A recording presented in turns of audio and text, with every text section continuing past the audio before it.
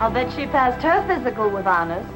The Venus of Cyrene, approximately 400 BC. If the Greeks had a word for her, it certainly would mean in perfect physical shape. In perfect physical shape. Yes, that's what it takes to do the man-sized job you picked for yourselves when you volunteered. And that means more than just passing your enlistment physical. It means far more than gaining immunity from contagious diseases through inoculations and yearly booster shots. Yes, and far more than getting a clean bill of health and those monthly checkups. Those things you can take for granted as part of Army Medical Corps vigilance to protect your health.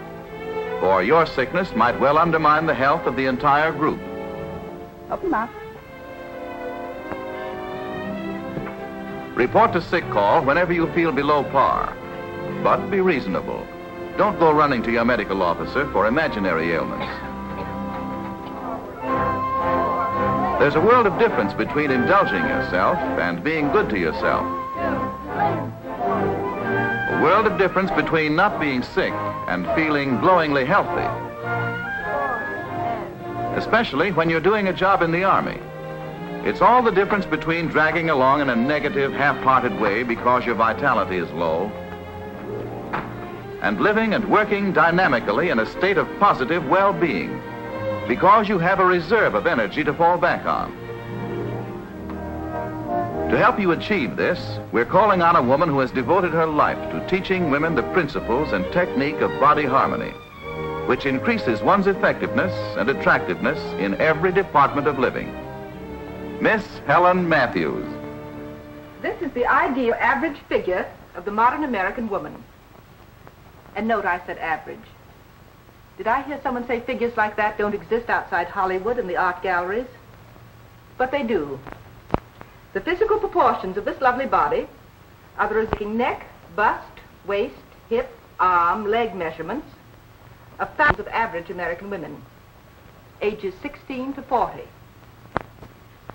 And you'll be even more astonished when I tell you they correspond closely to hers.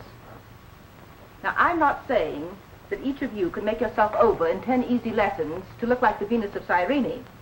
But I am saying that you modern women have an advantage over this classic beauty.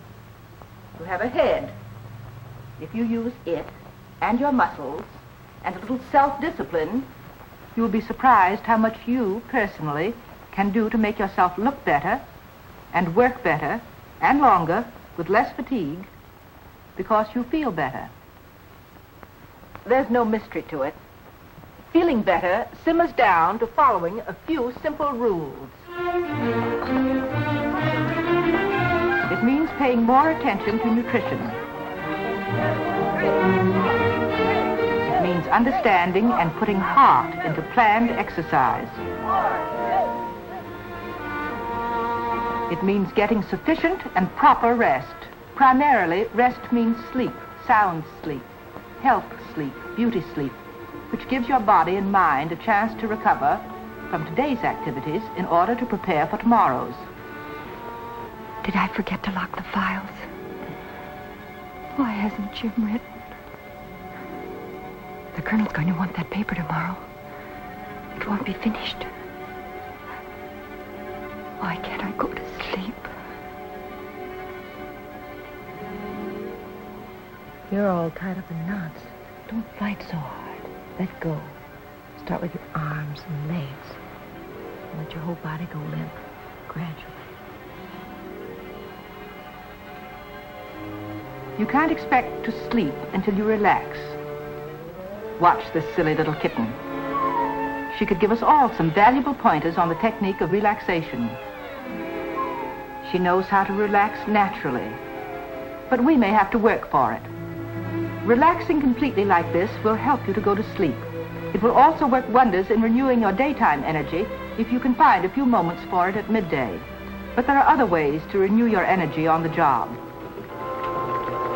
She's trying too hard and getting nowhere fast. Oh my, she spoiled another sheet. In a case like this, pause from your work for a moment. Relax that tension.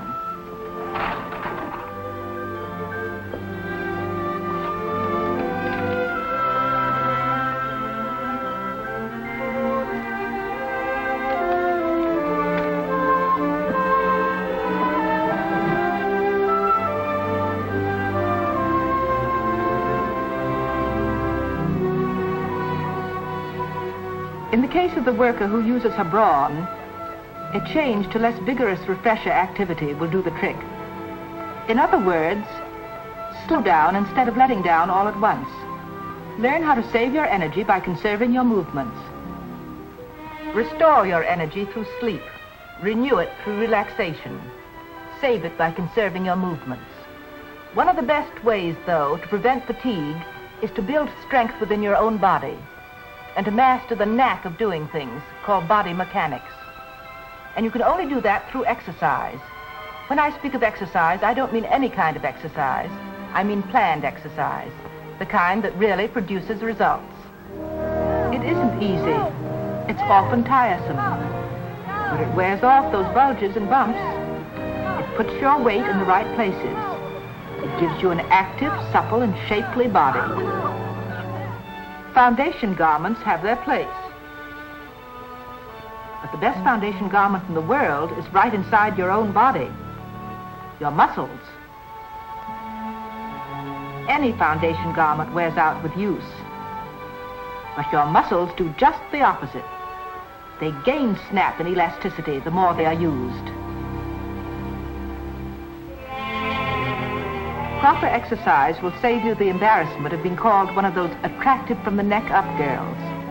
And I don't mean the intellectual type. Consistent, daily planned exercise can be all things to all people. It can put inches on the thin girl and fill her out. It can take inches off the fat girl and slim her down. It can reproportion the girl with the unsymmetrical figure so that her curves fall in the right places. Planned exercise can also aid the internal mechanism of the body by aiding in the prevention of constipation and menstrual distress. But it can't accomplish these miracles alone. Which brings me around to nutrition, perhaps the most important of the factors that keep you in perfect physical shape. Your Army meals are carefully planned by expert dietitians and contain all the food elements necessary for a well-balanced diet. Take a look at this tray. There's protein for muscle building in the hamburger, although you get it in eggs and cheese as well as meat. There's starch for energy in the potatoes and bread. The sugar in the fig Newton gives you more energy. Minerals and water in the vegetable, fruit, and milk nourish blood and bones.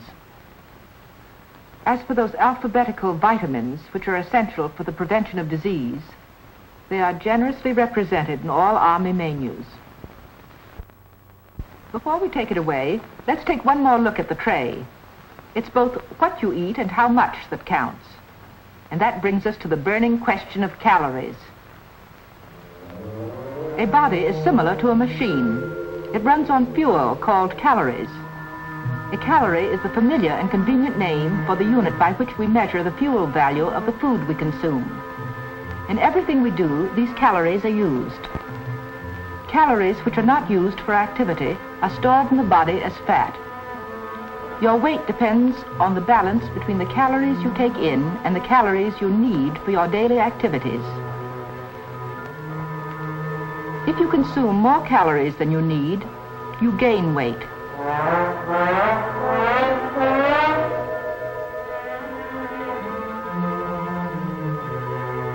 If you take in fewer calories than you need, you lose weight.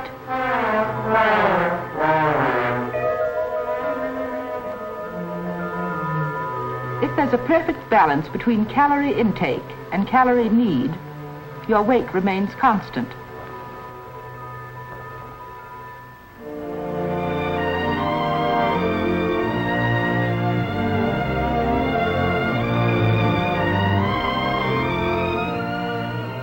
Surprised? Now you see how important it is to know the calorie count of the foods you eat.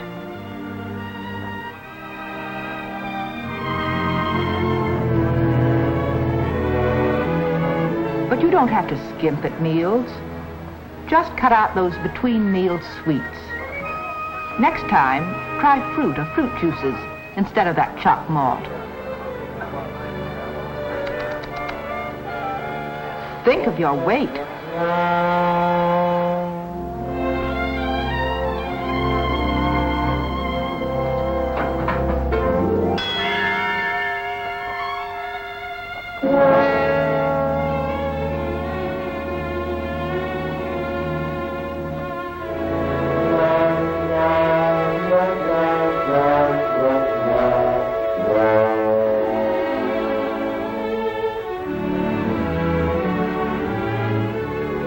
Don't be misguided. Your age should not influence your weight very much, but the size of your frame does. Here is the correct calculation.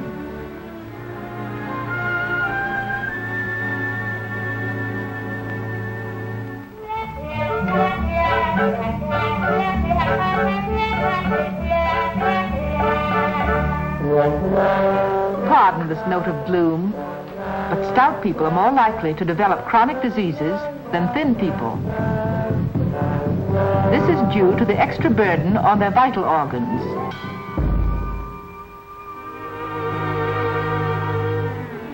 Not being able to make the grade is an extreme example of what happens to people who avoid proper rest, daily exercise, wholesome diet. But there's another, more usual result of ignoring the ABCs of a sensible health regime.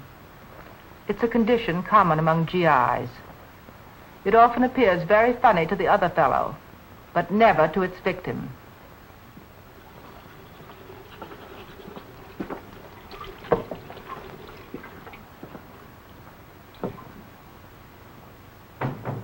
This thing has certainly got her worried. No results in 3 days. That's serious, isn't it?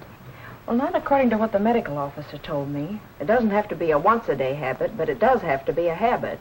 She goes at all hours of the day and night, but never 2 days in succession at the same time. She swallowed half of that bottle in less than a week. How you doing? Hey, what's the big idea? Here. Try this. It'll do you more good. Since when did you consider yourself a health authority? Since I stopped concentrating on patent medicines and started concentrating on coming here at a regular time each day, and when I have more than a couple of seconds. I'm just passing on what the medical officer told me. Cut out all that junk you eat and go in for fresh vegetables and fruits. And drink lots of water. Come on now. Since you've tried everything else, you might just as well try the easy way.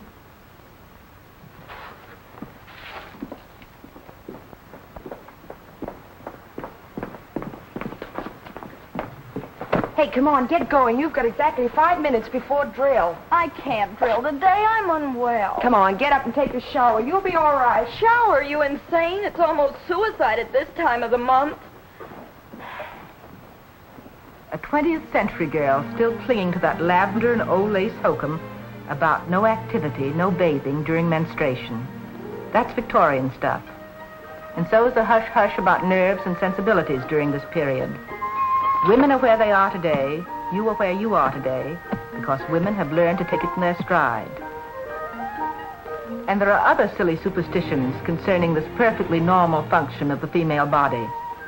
They're as out of place in modern life as the spinning wheel of a coach and four.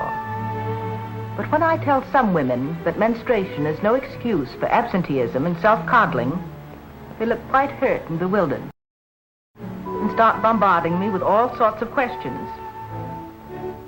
What if you have the cramps and have to go to bed? Isn't something wrong if your period doesn't come every 28 days? Is it abnormal if the amount of flow is always changing? Are we expected to suffer and still go about our business as usual when we have the curse?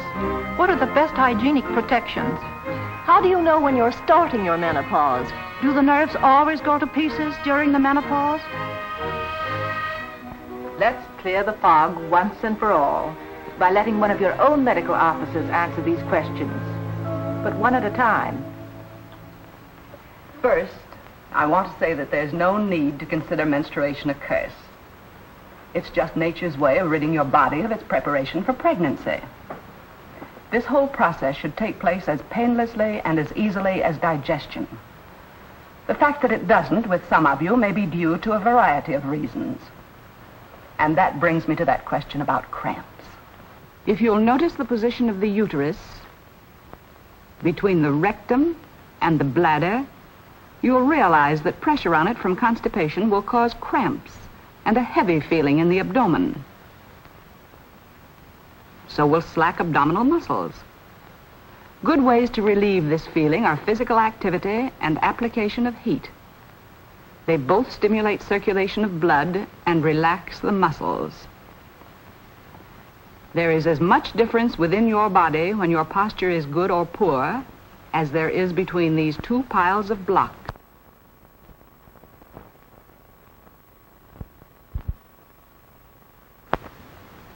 When you stand and sit incorrectly, your abdominal organs are so crowded that they have no room to function efficiently. But when you stand and sit correctly, they assume their proper place and don't interfere with your natural functions. If your posture is good and your abdominal muscles firm, you will suffer less pain during menstruation. Now, as to your question, is there something wrong if your menstrual periods don't come every 28 days? The normal menstrual period can easily vary between 22 and 40 days, though the usual time is 28 days. The duration of the flow usually lasts from 4 to 5 days, but there's no need for alarm if it lasts only 2 days or as long as 8 days. These variations depend on the individual. The amount of flow also varies with the individual. With some women, it's only scant staining of a few pads for the entire period. For others, it's saturation of from 6 to 8 pads a day. But profuse flow most generally takes place the first and second days. A radical change of climate can bring about irregularity in the menses. Women who move from tropical to winter climates find that they may begin skipping periods until they adjust themselves to their new environment. Again, changes in habits will also cause a great change in the amount of flow. This girl would stop worrying if she knew that her flow had increased some because she had changed from a sedentary to a physically active job. So you see, there are many causes for irregularities in the menses, beside the obvious ones of pregnancy and menopause. If your periods are irregular, it's a good thing to go to the medical officer.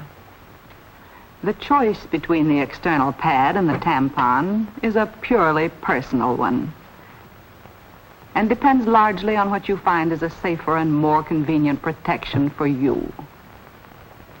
The tampon fits into the vagina in this fashion, but a tampon will be uncomfortable and irritating if the vagina is small or the menstrual flow heavy. In these cases, the external pad is far more satisfactory. Since the chance of body odors is greater at this time if you use sanitary pads, change them often. And take frequent baths and use deodorants. And it isn't necessary to douche after your period or at any other time unless you've been advised to do so by your doctor. Artificial cleansing tends to destroy the body fluids that take care of this cleansing process naturally. How do you know when you're starting your menopause? The symptoms are much the same as those of adolescence. Nervousness, menstrual irregularities, circulatory disturbances, and unbalanced glands. But adolescence seems a wonderful period as we look back, doesn't it? So there's no reason why life still can't begin at 40. And it often does. I think many women would lose their fear of menopause if once they realized that menopause means only the end of their childbearing life, and not the end of their sexual life, their attractiveness, or their usefulness. Forward, march! So you see, there's no need to get excited about normal female functions. They're just a part of your life. You can always take them in your stride. There's one more thought I want to leave with you on this subject. Remarkable progress has been made in new therapeutic treatments for the physical and psychological disorders that occasionally accompany menopause. Today, no woman need ever again fear this period in her life. There's one common ailment which you shouldn't take in your stride. If you do, your co-workers have every right to consider you public enemy number 1. This lady is spreading millions of cold germs and exposing all these young trainees and the instructor to possible cold infection.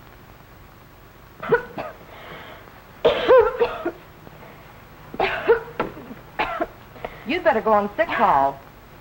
Now, don't give me that routine about not sick enough or no time. Do you want to put all of us in the hospital with pneumonia? Perhaps many of you consider these things too obvious for discussion. But there are still women in both army and civilian circles who don't know what symptoms of physical distress to take seriously, or vice versa. There are also those who moan and groan about vague aches and pains that they can't localize. One of the causes of their mysterious suffering that seems to evade their diagnosis but at the same time to invade every fiber of their bodies, is unhappy feet. Unhappy feet can make a pessimist out of an optimist overnight. If you don't like to suffer, see that your shoes are properly fitted. Trust the judgment of the fitter as to size. She knows much more about your feet in the Army than you do. And that applies both to your dress shoes and your little abners. Be sure to wear wool socks with these little abners. Don't wear the same pair of shoes each day. Change off until they are broken in and feel comfortable. A change eases your feet, even after your shoes are broken in. That means foot trouble. And so does this. First, sterilize the needle with a lighted match.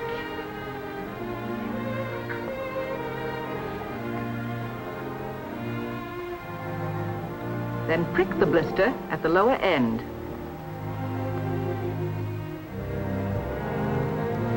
Just open enough to empty fluid from the blister. Don't remove the skin. Then cover the blister with a good-sized strip of zinc oxide plaster and leave it on for several days.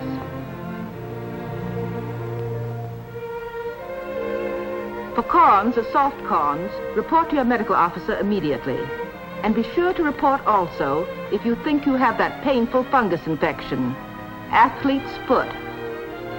Symptoms: a cracked skin, painful inflammation between or below the toes. Athlete's foot can spread to others as quickly as the 7 years itch. The germ thrives on warmth and moisture, swimming pools and latrines.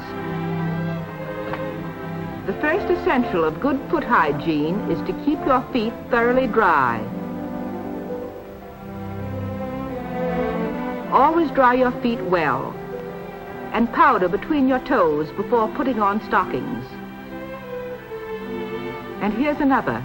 Notice that she's cutting her nails straight across, not on a curve, to prevent ingrown toenails. Yes, it's most important that you treat your feet with special consideration and respect. Because now that you're in active service, you're using them much more than you ever did before.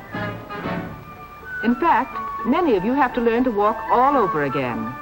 Most civilians don't know how because they do so little walking. Usually they're carried to their destination. And when they're not going anywhere in particular, they stroll or dawdle. But in the Army, I hear tell, you have to depend on your own feet to take you there. That's why learning to walk properly is so important. Carry your weight toward the outside border of the feet. Yes, your feet make for good posture. Your feet are the base from which you build your posture. Pushing off with your toes and walking from your hips will give you that 30-inch step without any strain. For if your knees snap back, your hips are going to protrude. Keep your knees straight, but relax. That's right. Toes straight ahead, head up. It's bound to be if you keep your chest high. It may be an optical illusion, but your ankles do look slimmer when you walk the right way. From ankles to smile in one easy jump. You can't help noticing teeth when they're framed in such a smile. That's one very, very good reason for keeping them sparkling clean. But there are others. Last year, the Army Dental Corps drilled and filled 1,800,000 cavities. So you see, tooth trouble is also a common ailment among GIs. What causes tooth decay? Oh, a number of things, such as poor diet, not enough vitamins and minerals, too many sweets. If you eat before going to bed and forget to brush your teeth afterwards, particles of food lodge in the crevices and start to ferment. This encourages bacteria, and bacteria increase the tendency to tooth decay. That's why it's so important to brush your teeth regularly, and even more important to brush them correctly, from the gums downward or upward.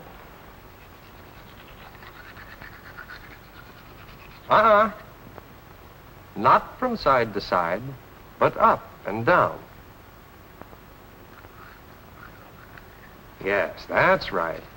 Brush from the gum downward or upward.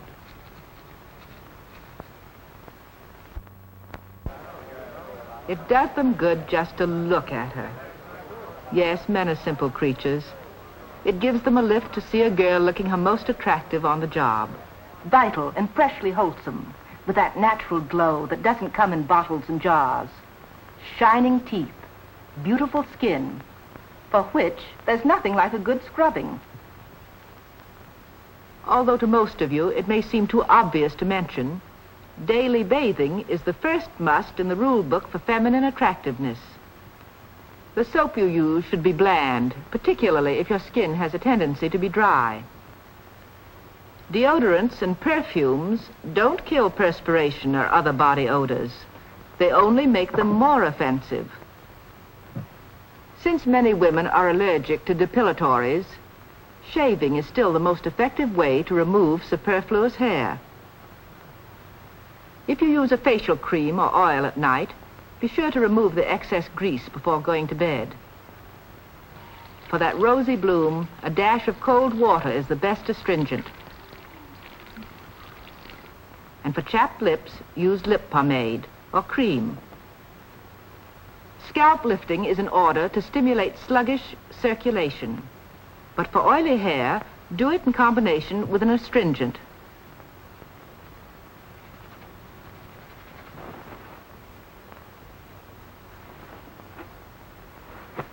If you'll pardon the suggestion, a good brushing might be in order.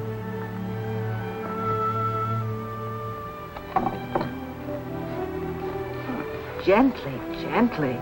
I didn't say scalping.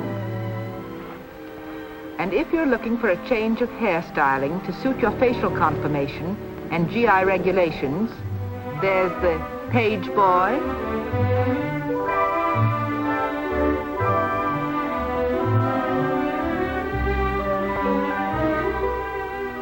the roll,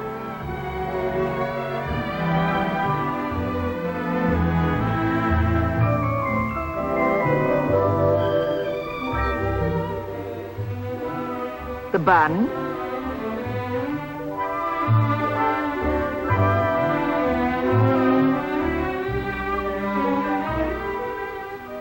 the upsweep,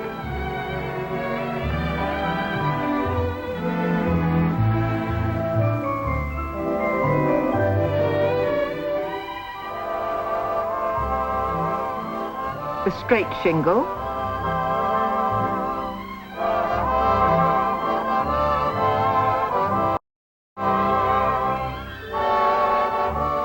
the curly shingle. If you wear your hair short, it should be cut and shaped often. Snip away the hangovers from the last permanent. I'm no expert on the problem of makeup. Since the proper use of cosmetics is an art in itself, we'll shift the scene to Hollywood and let an authority on beautifying feminine faces show you how to make the most of your face.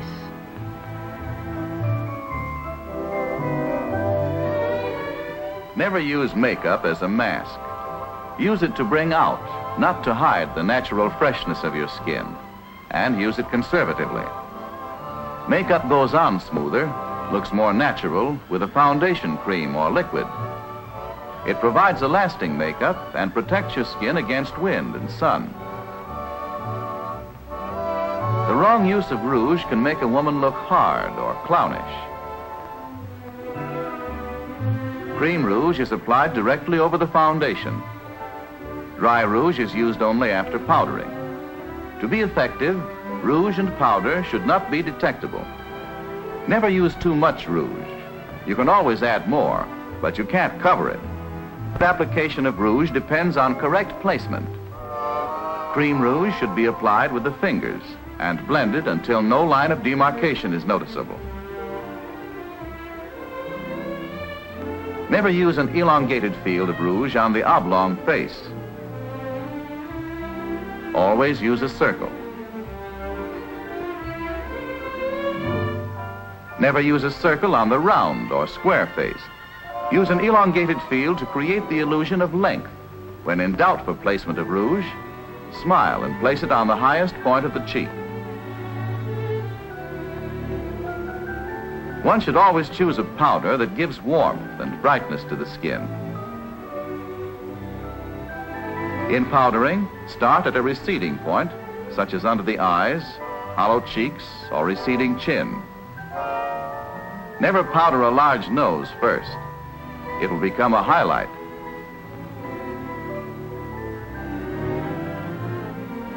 Don't try to improve on nature with one of those thick Ubangi mouths. Follow the natural line of the lips. And don't use exotic lip shades. They're not chic, and they're certainly not GI.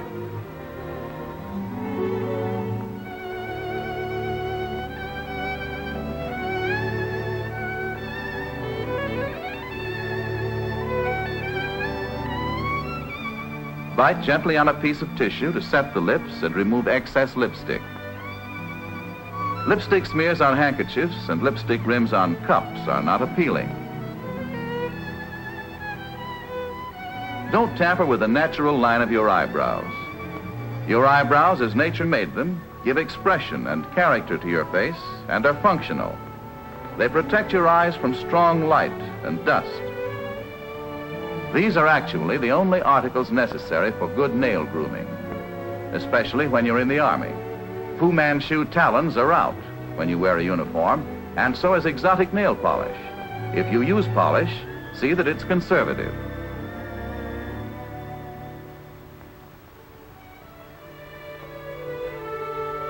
She's learned a lot. See how smoothly and skillfully her makeup is blended. She can be proud of that job. And she certainly is proud of her uniform. And she keeps it in a condition to reflect that pride. The hang of your uniform depends not only on the fitting, but on what you have to hang it on. She's very careful about using dress shields to avoid perspiration, stains, and odors. And being fastidious, she never wears her undies more than once without laundering them again. She even sees to it that her dog tags are warm and well-dressed.